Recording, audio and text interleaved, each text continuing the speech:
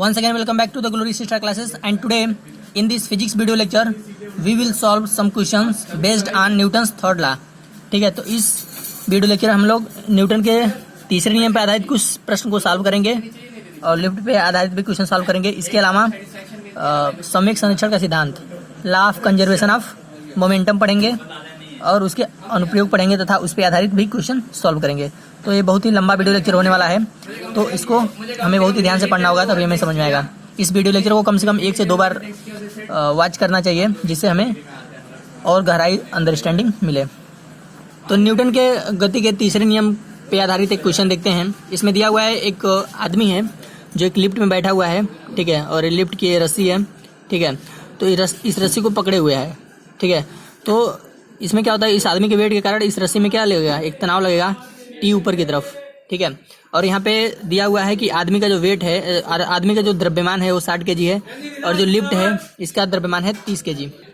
हमें पूछ रहा है कि find the force exerted on lift by man, कि लिफ्ट पे आदमी के द्वारा कितना बल लगाया जाएगा, ठीक है।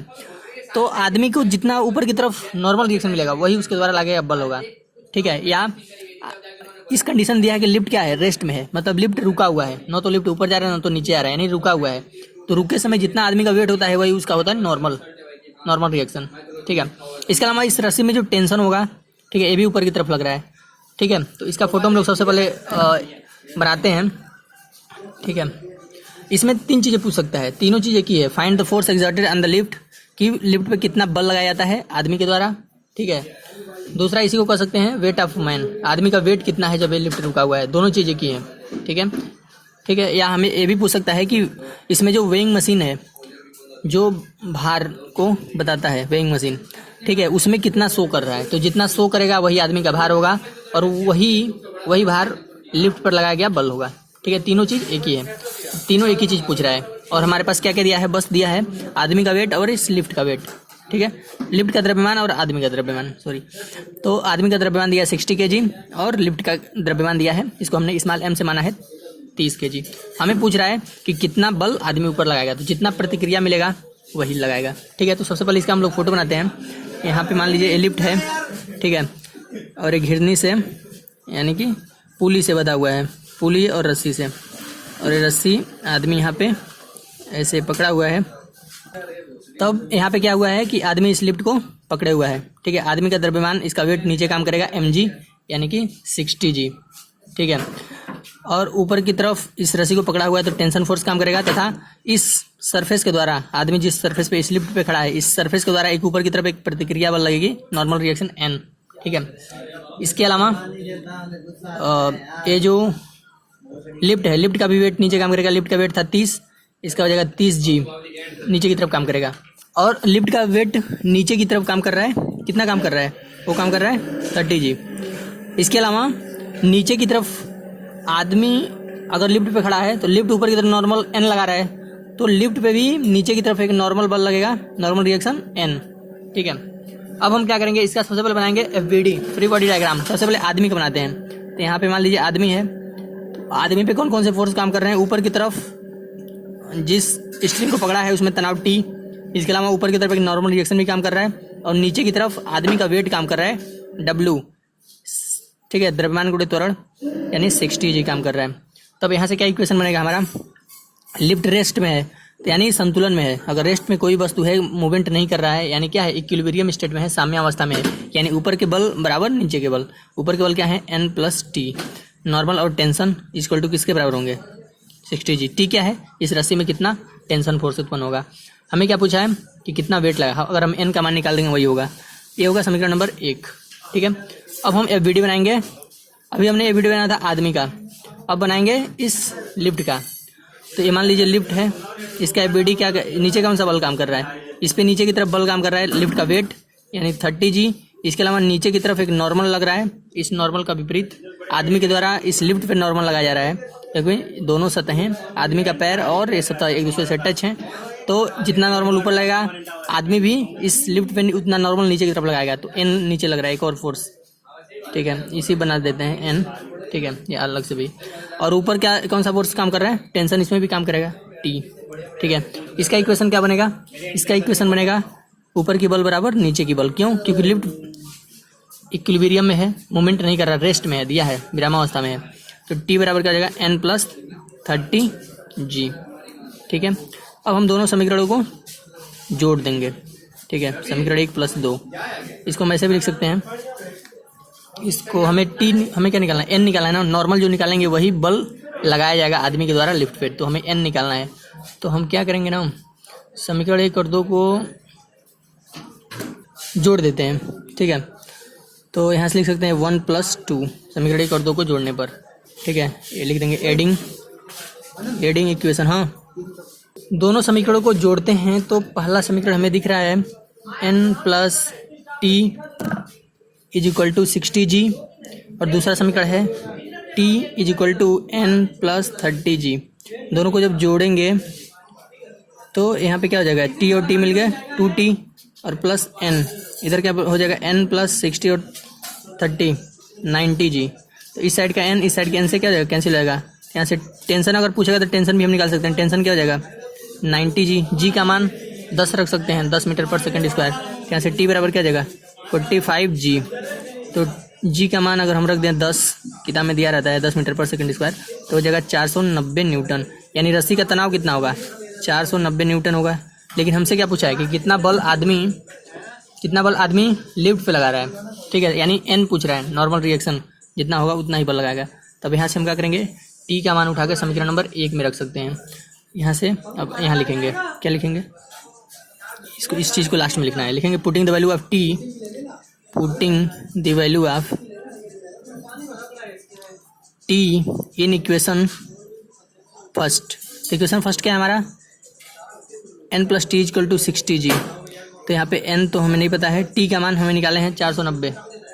ठीक है, तो 490 यहाँ रख देंगे = 60 × g का मान तो 10 है। तो यहाँ से n बराबर क्या हो जाएगा? 600 - 490। यहाँ से n = क्या हो जाएगा? 110 न्यूटन। ठीक है, यानी आदमी लिफ्ट पे कितना का फोर्स लगाएगा? 110 न्यूटन। तो 3 चीज़ें इसमें, या तो ये पूछे कि आदमी लिफ्ट पे कितना बल लगाएगा अपने नॉर्मल के बराबर, या आदमी का वेट कितना है तो 90, या वेइंग मशीन में कितना आदमी का वेट दिखा रहा है। ठीक है, तो भी 110। ठीक है, तो तीनों 110 आ रहे हैं। तीनों चीज़ एक ही है। अगर ये पूछे कि फोर्स कितना एग्जर्ट हो रहा है लिफ्ट पे आदमी के द्वारा, या आदमी का वेट कितना है जब लिफ्ट रेस्ट में है, या वेइंग मशीन में कितना आदमी का वेट दिखा रहा है, तीनों चीज़ एक ही हैं। और तीनों चीज़ कितना होता है? वो जो नॉर्मल होता है उसी के बराबर। और कितना है? 110 न्यूटन है इस क्वेश्चन में। ठीक है, तो इस टाइप के बहुत सारे क्वेश्चन एक्सरसाइज में मिलेंगे। तो ये था एक एग्जांपल, इसको हम लोगों ने प्रैक्टिस किया। अब देखते हैं एक दूसरा एग्जांपल जो न्यूटन के गति के तीसरे नियम पर आधारित है। ठीक है, क्वेश्चन नंबर 2 दिया है if the mass of a book, एक किताब का द्रव्यमान 1 kg। तो इसको हम डायरेक्ट सोल्यूशन करते हुए लिखते हैं। यम दिया है, मास ऑफ बुक दिया है 1 kg। कर है it has put on the chair, एक किसी चेयर पे रखा हुआ है। तो मान लेते हैं एक चेयर है। ठीक है, ऐसा कुछ, इस पे एक बुक रखा हुआ है। ठीक है, ऐसा एक बुक रखा है। बुक का द्रव्यमान है 1 kg। ठीक है, तो कह रहा है what is the force that chair exert upon the book. तो कह रहा है कि चेयर बुक पे कितना फोर्स लगाएगा। ठीक है, तो किताब जो है इसका द्रव्यमान नीचे की तरफ काम करेगा mg। ठीक है, यानी 1g। ये 1 किलोग्राम है m और ये g है गुरुत्वाकर्षण त्वरण, 1g नीचे काम करेगा। तो इस भार को संतुलित करने के लिए चेयर क्या करेगा? ऊपर की तरफ एक नॉर्मल लगाएगा। ठीक है, n लगाएगा। तो n जो होगा वही चेयर के द्वारा बुक पर लगाया गया बल होगा। जितना भार इसका नीचे काम करेगा उतना ही नॉर्मल ऊपर चेयर बुक पे लगाएगा। तो नॉर्मल किसके बराबर हो जाएगा? mg के बराबर हो जाएगा। तो n = क्या आ जाएगा? mg, m क्या है 1, g का मान यहाँ पे दिया रहेगा, g = 10 मीटर/सेकंड² ऐसे दिया रहता है क्वेश्चन में, या 9.8 दिया रख सकता है। तो यहाँ पर हो जाएगा 10, n बराबर हो जाएगा 10 न्यूटन। तो n जो आया वही है चेयर के द्वारा किताब पर लगाया गया ऊपर की तरफ अपवर्ड फोर्स। ठीक है, तो लिखेंगे 10 न्यूटन का बल लगाया जाएगा। लिख सकते हैं the chair exert 10 Newton force upward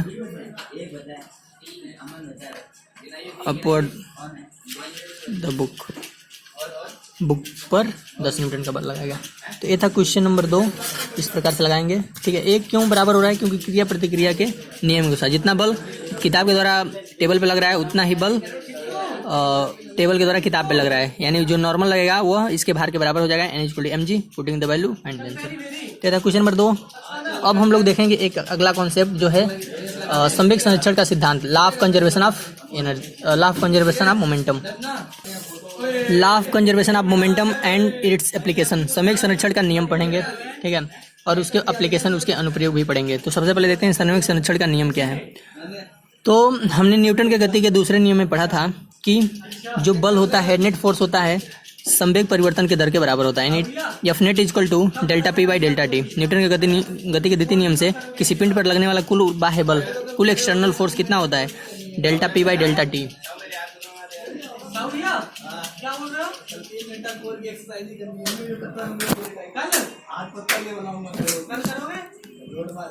तो बताया गया था कि न्यूटन के द्वितीय नियम से किसी पिंड पर लगने वाला कुल बाह्य बल एफ नेट जो होता है delta P by delta T, ठीक है, यानी संवेग परिवर्तन के दर के बराबर होता है, ठीक है। डेल्टा पी क्या है, संवेग परिवर्तन, और ये है डेल्टा टी समय का परिवर्तन, कितना समय लग रहा है, समय अंतराल, ठीक है।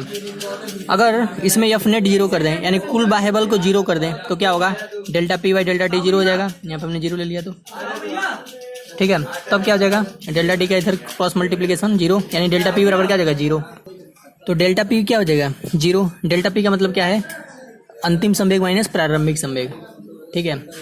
तो वह क्या हो गया, जीरो हो गया, यानी संवेग में कोई परिवर्तन नहीं हो रहा है, डेल्टा पी जीरो हो गया, यानी delta P two minus P one क्या हो जाएगा, जीरो। अंतिम संवेग माइनस प्रारंभिक संवेग क्या हो गया, जीरो हो गया, यानी संवेग परिवर्तन क्या हो गया, जीरो हो गया। संवेग परिवर्तन यानी जीरो हो गया, यानी संवेग क्या है, कांस्टेंट है, संवेग बदल ही नहीं रहा है। यानी जो शुरू में संवेग था पी, यानी पी टू का मान अगर पी है तो पी वन का मान भी पी था, तभी ना डेल्टा पी का मान जीरो आएगा, ठीक है। मतलब संवेग में कोई परिवर्तन नहीं हो रहा है, जितना शुरू में था उतना ही अंत में भी है। यानी हम लिख सकते हैं कि संवेग परिवर्तन क्या है, जीरो है, यानी संवेग क्या है, नियत है, जो पहले था वही अंत में भी है, कांस्टेंट है, बदल नहीं रहा है। कांस्टेंट मतलब बदलता नहीं है जो, यानी संवेग क्या है, नियत है। यानी यह संवेग संरक्षण का सिद्धांत का नियम क्या है कि अतः किसी पिंड पर, अगर किसी पिंड पर या निकाय पर, सिस्टम पर, ठीक है, कार्य करने वाला कुल बाह्य बल शून्य हो, ठीक है, तो उस पिंड का संवेग संरक्षित रहता है, यानी नियत होता है, ठीक है। अगर कुल बाह्य बल हमने क्या ले लिया था, जीरो ले लिया था, तो संवेग क्या होगा, नियत रहेगा, संरक्षित रहेगा, ठीक है, बदलेगा नहीं, जितना शुरू में रहेगा उतना ही लास्ट में भी रहेगा, ठीक है। यही है संवेग संरक्षण का नियम, ठीक है, यही चीज़। अगर किसी पिंड पर कुल बाह्य बल शून्य हो तो उस पिंड का या उस सिस्टम का, उस निकाय का संवेग संरक्षित होता है, यानी कि नियत होता है। यह संवेग संरक्षण का नियम है, it is a law of conservation of momentum, ठीक है। तो ये था संवेग संरक्षण का नियम। अब इसके कुछ अनुप्रयोग देखते हैं कि कहाँ कहाँ इसके अनुप्रयोग है, इसका कहाँ कहाँ प्रयोग किया गया है संवेग संरक्षण के नियम का, ठीक है, वो देखते हैं। तो सबसे पहला एग्जाम्पल है firing of bullet with gun. ये law of conservation of momentum पे निर्धारित है। तो ये एग्जाम्पल है law of conservation of momentum का, संवेग संरक्षण के नियम का उदाहरण है। तो उसमें क्या है, पहला कि बंदूक से जब गोली दागी जाती है, ठीक है, तो उसमें कैसे संवेग संरक्षित रहता है, इसको देखते हैं। मान लीजिए यहाँ पे कोई गन है, ठीक है, गन का द्रव्यमान m है और इसमें एक बुलेट है, बुलेट मतलब गोली जो गन से दागी जाती है, इसका द्रव्यमान है, गोली कुछ इस आकार का होता है, ठीक है, यहाँ पे नुकीले आकार का, इसका द्रव्यमान स्मॉल m माने हैं, ठीक है। शुरू में क्या होगा, अब इसमें क्या होगा कि ये जो गन है, ठीक है, ये विरामावस्था में शुरू में रहेगी, यानी इसका वेग क्या होगा, जीरो है, जो गोली है उसका भी वेग जीरो है। लेकिन जब गन को क्या करेंगे, ऑपरेट करेंगे, इसका ट्रिगर दबाएंगे, इसको ऐसे दबाएंगे यहाँ पे, ठीक है, तो इसमें से गोली निकलेगी। तो मान लेते हैं v स्पीड से चलना शुरू कर देती है, ठीक है।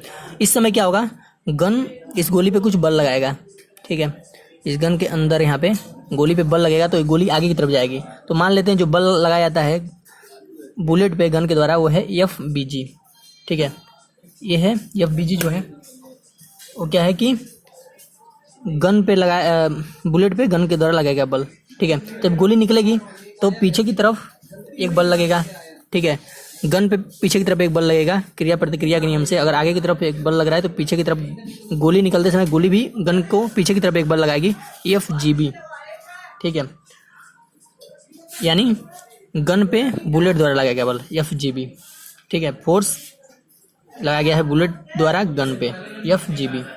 अब न्यूटन के तृतीय नियम से क्या होता है कि दोनों बल आपस में बराबर होंगे, जितना बल गन गोली पे लगा रहा है, गोली भी यानी बुलेट भी गन पे उतना ही बल लगाएगी, यानी एफ बी जी जो है वो बराबर होगा किसके, एफ जी बी के। लेकिन यहाँ पे माइनस चिन्ह होगा क्योंकि दोनों का दिशा विपरीत है, यह इस साइड में आ रहा है, इस साइड में, यानी निगेटिव डायरेक्शन में, यानी एफ बी जी बराबर हो जाएगा माइनस एफ जी बी। ठीक है, अब इसको इधर करेंगे तो क्या होगा, F B G plus F G B equal to 0, यानी दोनों का टोटल फोर्स कितना हो गया, 0। यानी हम कह सकते हैं कि दोनों का टोटल फोर्स 0, यानी एफ नेट यानी 0, यानी कुल बाह्य बल क्या हो गया, 0 हो गया।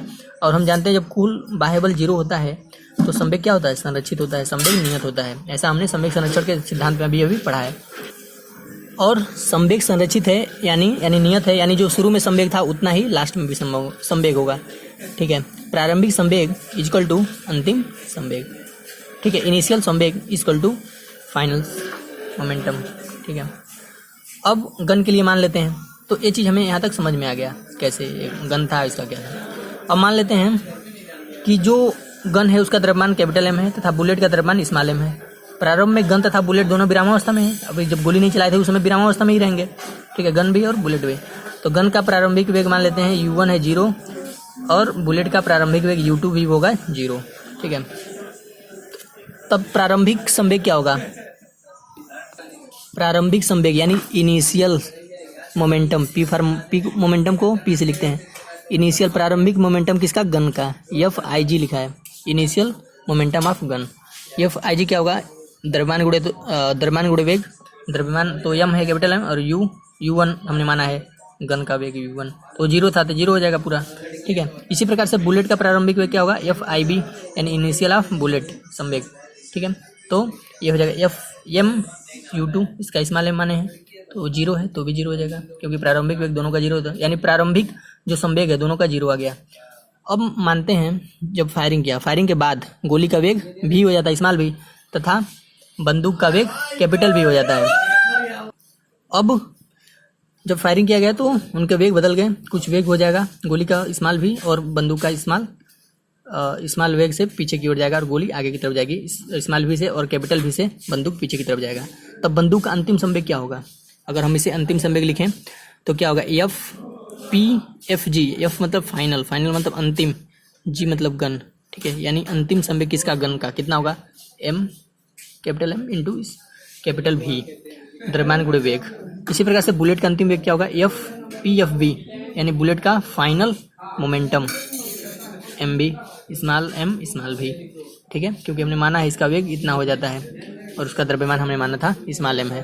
ठीक है, अब हमने दिखाया था कि गन पे जितना फोर्स लग रहा है और बुलेट पे जितना फोर्स लग रहा है गन के द्वारा, दोनों का योगफल क्या है, 0 है, यानी एफ नेट क्या है, 0 है। जब एफ नेट 0 होता है संवेग क्या होता है, नियत होता है, और जब संवेग नियत होता है तो सिस्टम का प्रारंभिक संवेग और अंतिम संवेग आपस में क्या होते हैं, बराबर। यानी इनिशियल संवेग ऑफ गन, इनिशियल संवेग ऑफ बुलेट, दोनों का योगफल उनके दोनों के फाइनल संवेग के योगफल के बराबर होंगे। ठीक है, प्रारंभिक संवेग बराबर अंतिम संवेग, प्रारंभिक संवेग दोनों का योगफल बराबर अंतिम संवेग दोनों का। ठीक है, तो दोनों का प्रारंभिक संवेग 0 आया था क्योंकि दोनों रेस्ट में थे, विरामावस्था में थे जब फायरिंग नहीं हुई थी। फायरिंग के बाद कुछ वेग मिला तो इसका कितना हो गया था, एम बी हो गया था, और इसका क्या होता है, स्मॉल एम बी हो गया था। ठीक है, तो यानी M B plus small M B equal क्या आएगा, 0, यानी एम बी बराबर minus small M into small B. ठीक है, यहाँ एम क्या है, गन का द्रव्यमान, भी क्या है, कैपिटल बी गन का वेग पीछे की तरफ, और स्मॉल एम क्या है, यह है आपका गोली का द्रव्यमान और ये गोली का वेग आगे की तरफ। ठीक है, अब यहाँ पे जो गोली का वेग होगा अधिक होगा और गन का वेग क्या होगा, कम होगा क्योंकि बड़ा है, और इसका द्रव्यमान बड़ा होगा, इसका द्रव्यमान छोटा होगा। गोली का जिसका द्रव्यमान छोटा होगा उसका वेग अधिक होगा और जिसका द्रव्यमान अधिक होगा उसका वेग कम होगा। ठीक है, तो ये था एक example law of conservation of momentum का। एक और एग्जांपल देखते हैं रॉकेट का। रॉकेट प्रोपल्शन कैसे होता है, रॉकेट जब ऊपर की तरफ जाता है, ठीक है, तो उसमें कौन कौन से बल काम करते हैं। तो इसमें क्या होता है कि एक रॉकेट होता है, मान लेते हैं रॉकेट का द्रव्यमान कैपिटल एम है। अब इसमें कुछ ईंधन होता है, ईंधन जलता है तो पीछे की तरफ बहुत तेजी से गैसें निकलती हैं। ठीक है, तो जब गैस निकलती है पीछे की तरफ, यानी रॉकेट के द्वारा पीछे की तरफ एक बल लगता है इन गैसों पे पीछे आने के लिए, बाहर आने के लिए। तो वो क्या होता है, एफ जी आर। अगर हम गैस पे बल लगा किसके द्वारा, रॉकेट के द्वारा, नीचे की तरफ लगेगा तो गैस क्या करेगा, प्रतिक्रिया में रॉकेट पे बल लगाएगा, एफ आर जी, यानी रॉकेट पे लगा बल गैसों के द्वारा, G for gas, R for rocket हमने माना है। ठीक है, यानी ये दोनों बल आपस में बराबर होंगे लेकिन नेगेटिव होंगे क्योंकि विपरीत दिशा में लग रहे हैं, यानी F R G equal to minus F G R, तो दोनों का योगफल क्या हो गया, जीरो हो जाएगा। अब जब कुल सिस्टम में बलों का योगफल जीरो यानी एफ नेट क्या है, जीरो, बाह्य बल क्या है, जीरो, जब बाह्य बल जीरो होता है तो पी क्या हो जाएगा, कांस्टेंट, यानी कांस्टेंट उनका क्या हो जाएगा, संवेग उनका कांस्टेंट हो गया। संवेग कांस्टेंट यानी प्रारंभ में जो संवेग था वही अंत में भी संवेग है, प्रारंभिक संवेग इक्वल टू अंतिम संवेग। तो प्रारंभिक संवेग, तो प्रारंभ में क्या था, प्रारंभ में अभी रॉकेट जब उड़ नहीं रहा था, ऊपर की तरफ नहीं जा रहा था, तो उनका वेग जीरो था, ठीक है, और जो गैसें थी मतलब ईंधन के रूप में उनका भी वेग जीरो था, ठीक है, और अंतिम में क्या होगा, उनका द्रव्यमान इतना था, इसका वेग हमने इतना माना है, ऊपर की तरफ जा रही है, और गैस नीचे की तरफ आएगी v स्मॉल v और उसका द्रव्यमान m है, तो एम भी ऐसा कुछ, तब यहाँ से क्या हो जाएगा, एम बी बराबर minus small m small v, ठीक है। तो रॉकेट का जो प्रोपल्सन होता है ये भी संवेग संरक्षण के सिद्धांत पे काम करता है, और गन का जो फायरिंग होता है वो भी संवेग संरक्षण के सिद्धांत के नियम पे काम करता है, ठीक है। तो इस पे आधारित अभी क्वेश्चन हम लोग सॉल्व करेंगे तो और हमें क्लियर होगा, ठीक है।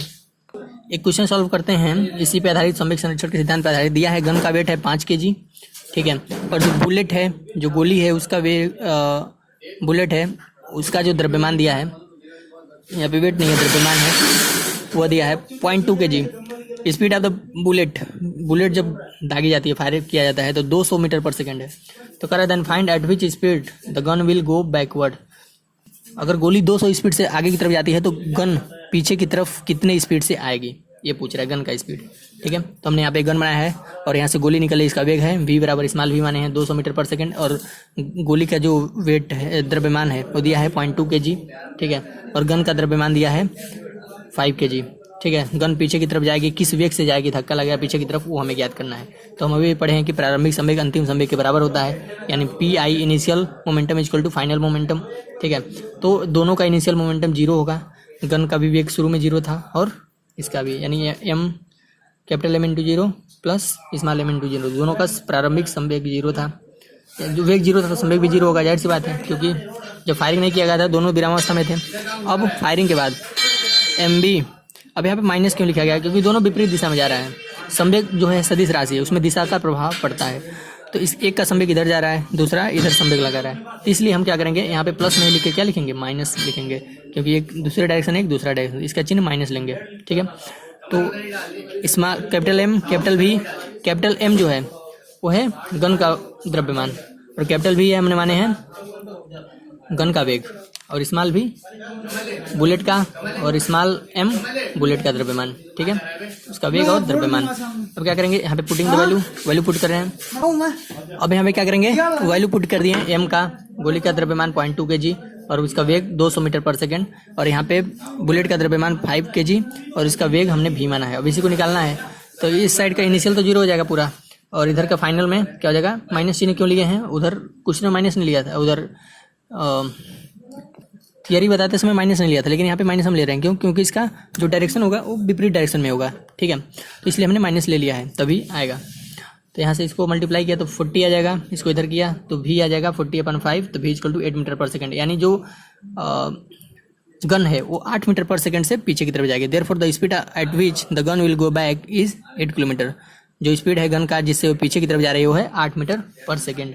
तो इस क्वेश्चन के सहायता से हमने इसको सॉल्व किया कि गन किस स्पीड से पीछे की तरफ जाएगी, तो ऐसे दिया रहेगा, हम ऐसे निकालेंगे, ठीक है। ये था क्वेश्चन नंबर फर्स्ट जो है संवेग संरक्षण पे आधारित। एक और क्वेश्चन देखते हैं संवेग संरक्षण पे। क्वेश्चन नंबर 2 दिया है कि यहाँ पे एक बॉल है, बॉल फर्स्ट और बॉल सेकंड। पहले बॉल का द्रव्यमान है 1 kg, दूसरे का द्रव्यमान है 2 kg। पहली बॉल 2 मीटर पर सेकंड से मूव कर रही है और दूसरी बॉल 1 मीटर पर सेकंड से मूव कर रही है, ये भी इधर मूव कर रही है, ये भी इधर मूव कर रही है, ठीक है। तो इसका वेग अधिक है तो ये जाके इसे टकरा जाएगी, ठीक है। तो टकराने के बाद क्या रहेगा, आफ्टर कोलिजन, कोलिजन मतलब आफ्टर टक्कर, टक्कर के बाद, कोलिजन मतलब होता है टक्कर। After collision the speed of the first ball is 1 metre second.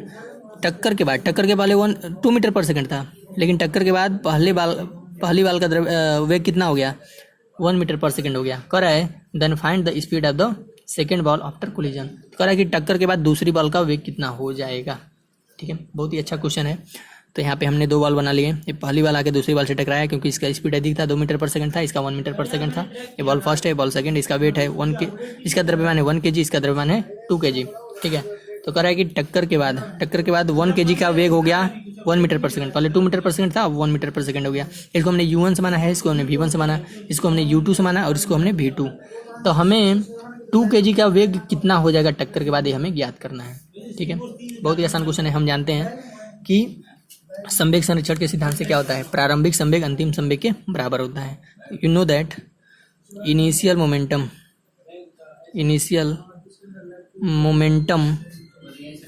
Is equal to final momentum, मतलब प्रारंभिक संवेग बराबर अंतिम संवेग। तो प्रारंभिक संवेग क्या है, प्रारंभिक संवेग होता है, प्रारंभिक संवेग अगर हम दोनों का देखें तो पहले का, यहाँ पे प्रारंभिक संवेग 0 नहीं है, यहाँ पे इनका कुछ वेग है शुरू में और बाद में कुछ वेग और हो गया है। तो प्रारंभिक संवेग इनका क्या होगा, द्रव्यमान गुणे वेग, द्रव्यमान गुणे वेग। तो द्रव्यमान पहले का क्या है, मान लेते हैं इसका द्रव्यमान m1 से हम लिखें, इसका द्रव्यमान m2 से लिखें। ठीक है, तो m1 गुणे u1 प्लस m2 गुणे u2 बराबर फाइनल में क्या होगा, m1 v1 plus m2 v2 होगा।